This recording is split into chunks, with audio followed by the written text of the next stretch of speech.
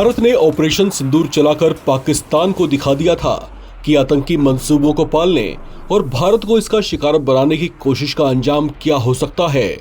पहलगाम में हुए आतंकी हमले का भारत ने ऐसा बदला लिया था जिससे पूरा पाकिस्तान थर्रा उठा था।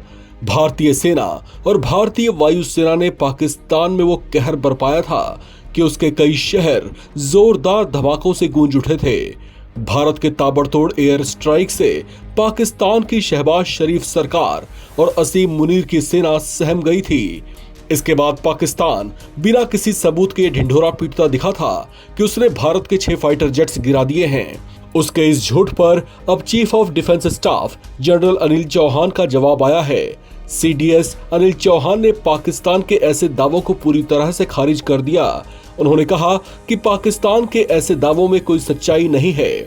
भारतीय सेना के chief of defence staff general Anil Chauhan ने शनिवार को सिंगापुर में चल रहे शांग्री-ला डायलॉग के दौरान अपने एक इंटरव्यू में कहा कि जरूरी ये नहीं कि कितने जेट गिराए गए, बल्कि ये देखना जरूरी है कि वो क्यों गिरे।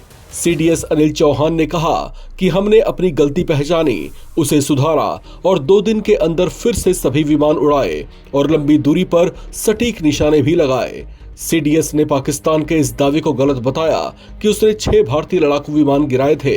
हालांकि इस बातचीत के दौरान सीडीएस अनिल चौहान ने यह नहीं बताया कि भारत ने अपने कितने फाइटर जेट्स गंवाए थे।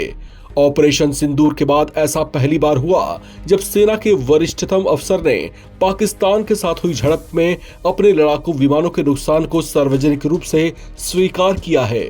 सीडीएस अनिल चौहान ने शांग्री-ला डायलॉग के दौरान फर्जी खबरों को लेकर एक बड़ी बात कही। उन्होंने कहा कि ऑपरेशन के दौरान हमने फर्जी खबरों से भी लगातार मुकाबला किया, जिसमें हमारा काफी समय चला गया। उन्होंने कहा कि सशस्त्र बलों का 15% समय फर्जी खबरों का मुकाबला करने में बर्बाद हो गया।